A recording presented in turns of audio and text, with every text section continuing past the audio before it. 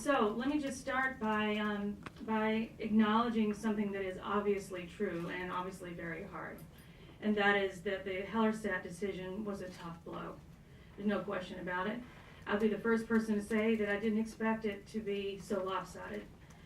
For the first time in decades, a majority opinion on abortion was written by an unapologetic champion of Roe versus Wade and Stephen Breyer. So, what a lot of people are saying now in the wake of those decisions is that perhaps it was a mistake for us to really try to champion safeguards for women in clinics. I mean, people who don't agree with us, they attack our intentions. They say you couldn't possibly be for women because, of course, that's not who you are. You must have been about something else. So we were bound to be misinterpreted all along, right? So maybe we shouldn't have done that. And then others go further. They actually question not just our interest in the health of women, but our health as a movement, our vitality, our power, our progress, and our ability to move forward in this very hostile environment. But I'm here to say to you today something that you might find very startling, something very different and contrary to that idea, that the pro-life cause has never been stronger since its beginning in 1973, and that our opponent's position has never been weaker. The pro-life movement has never been stronger.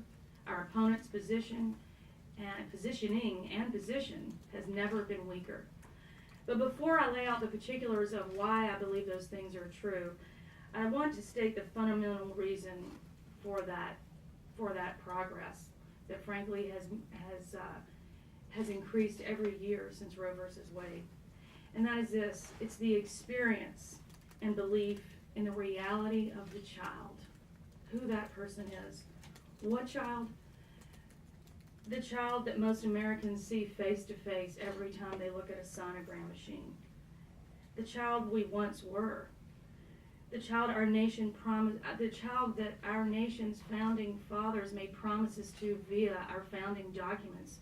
Those children, the little boy or girl waiting to be born, they are the reason that the pro-life movement is stronger than ever before, and why our opponents are at a weak place, despite what it looks like on the Supreme Court level. For decades, the auto industry has faced the government mandates and have invested billions of dollars to make cars safer, including projects to protect expectant mothers. So America can invest billions of dollars in glitzing up showrooms and in making SUVs better and safer, but investments for the safety of women undergoing life-ending and life-altering decisions somehow are unconstitutional. This honestly just doesn't stand a straight-face test. In their zeal to impose a right they claim is absolute, they're willing to expose women to whatever abortionists deign to provide them.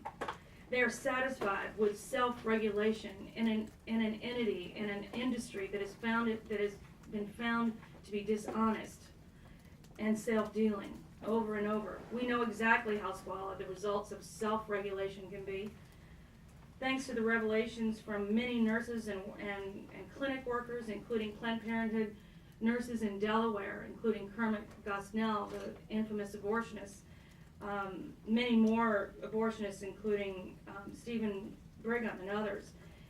But most importantly, we know this because of the tragic deaths of so many women. I can't even list them all here, but we cannot forget them. Cara Maya Mongar, Diane Adams, Gloria Aponte, Barbara Auerbach. The list is too long, and their families deserve to hear their names repeated as many times as we can. Hoping for a rout, the abortion lobby and Hillary Clinton overreached a little bit more.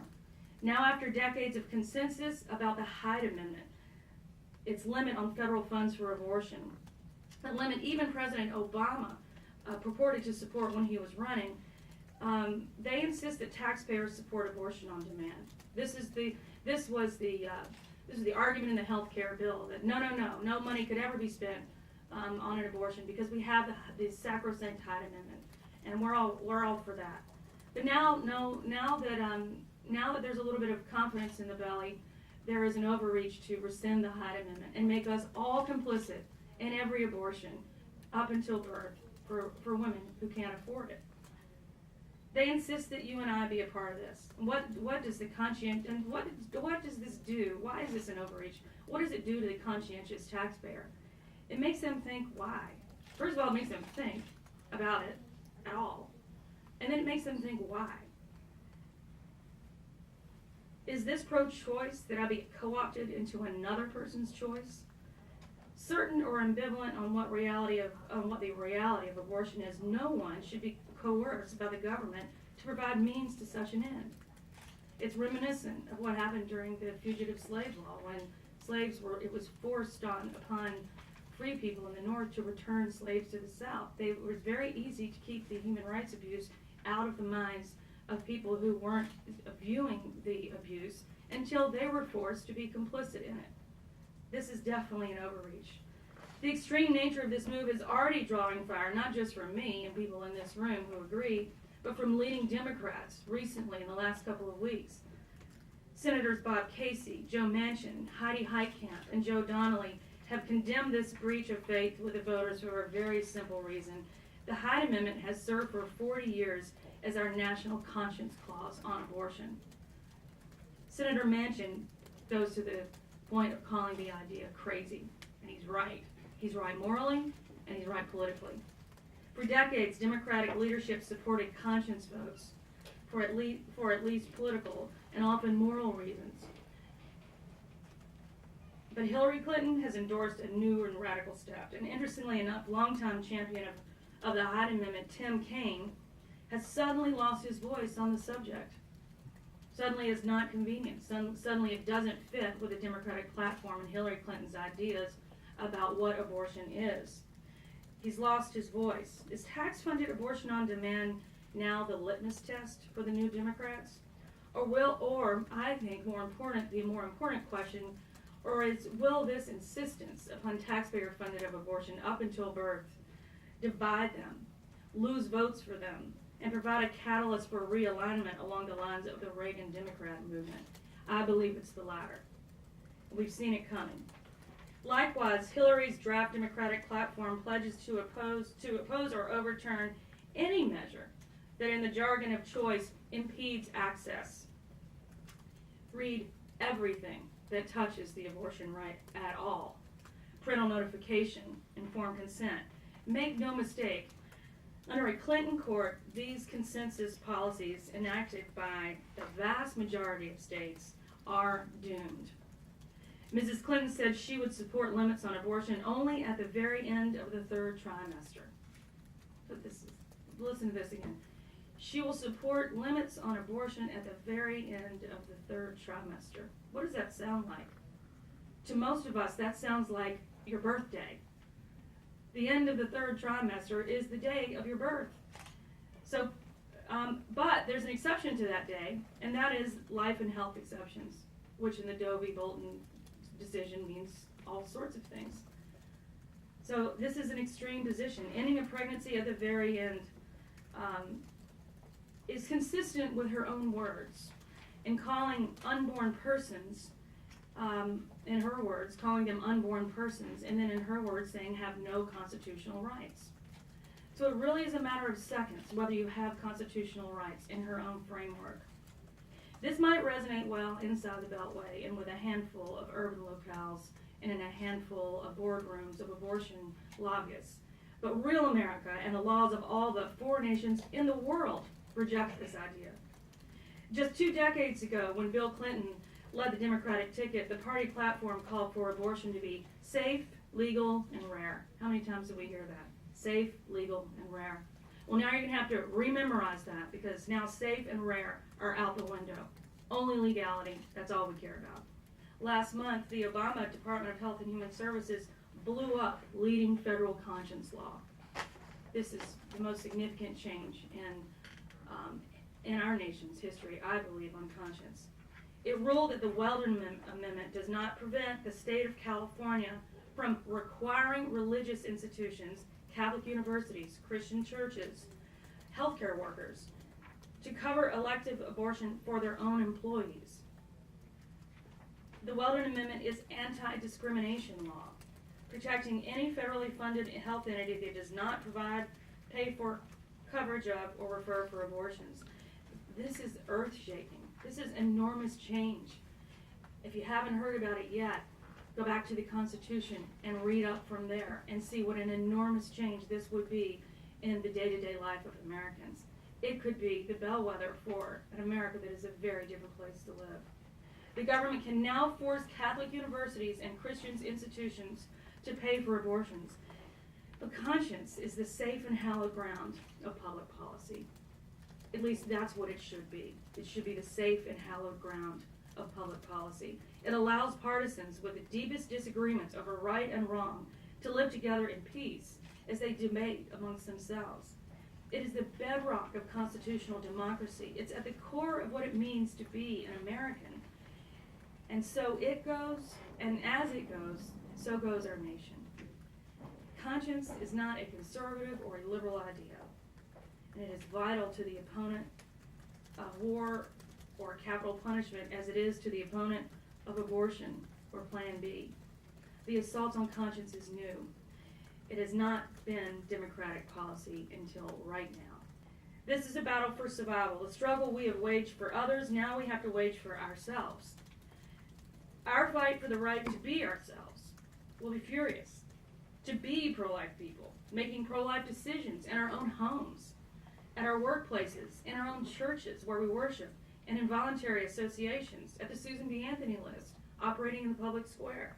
Hillary Clinton and her party's attacks on the Hyde Amendment and restrictions on 5-month abortions and upon conscience are dividing her party.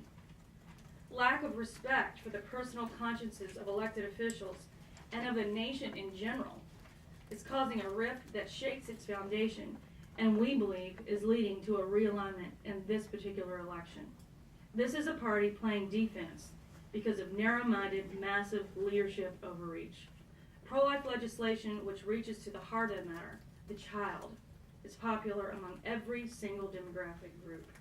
Let me remind you what Hellerstedt did not do. HB 2 included a provision in ending abortion at 20 weeks, about 5 months of gestation.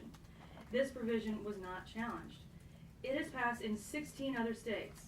It's law in 14 of them, and it is saving lives. It enjoys strong majority support among the American people, and strong bipartisan support as well. In the 17 states whose legislatures have voted on this, a total of 249 Democrats, 31% of the House and Senate members, given the chance to vote, have approved it. 249 Democrats, 31% of the House and Senate members who had a chance to vote approved it. You can see the closer you get to the will of the people, the more pro-life they are, even in the Democratic Party. Life is winning outside the Beltway. The Hellerstedt decision was a 5-3 decision, not 7-2 like Roe. The grassroots political power of the pro-life movement has already grown, and it runs in the opposite direction of the court and has a very clear pathway to victory. Leveraging growing public opinion along with strong and strategic political muscle will make this promise real. History moves very quickly, even in a political season where every week feels like a month. Science is on our side, and so is the next generation. A majority of millennials, the highest percentage in decades, would protect life. A Barna survey released last week shows that 53% of millennials would make abortion illegal, except in cases of rape or incest, and life of the mother. This continues a market shift that began in 2000. Now, to his credit, Donald Trump has rejected the cruel attack on the weak that abortion is. He speaks about this issue with a convert's zeal, sometimes unsure of the best way to proceed. I think we've seen that. But always reflecting the reality of the horror of abortion, the destruction of innocent human life. On this issue, he seems to be open to receive constructive criticism, and he has received and he's adjusted. On this, more than any other issue that I think he has endeavored to handle. Rest assured, he will continue to hear from us, and rest assured that as the VP nominee is named, we will be watching very closely in the same vigilant way. But note that Donald Trump has remained firm on his commitment on pro-life judges. He has pledged to advance and sign the pain-capable bill and to stop taxpayer funding of Planned Parenthood so long as they continue to operate as an abortion business. He has repeated over and over and over again, these three commitments. Wherever I go and wherever there is a conversation about the presidential election, they will be repeated by us and by our surrogates. For our part, the Susan B. Anthony list is delivering on our promises, and that is the promise of political muscle where it matters the most. As of today, our team of hundreds of paid canvassers already met face-to-face with 425,000 households in 3 presidential swing states. These conversations at our neighbors' front doors are like no other conversations that occur in politics. While politically strategic, yes, they are heart-to-heart. They're highly personal. These conversations and the vote that will follow these conversations comprise the foundation to our success. And the successes that will occur in these states, we believe, will be attributable in large part to these door-to-door, very highly personal conversations.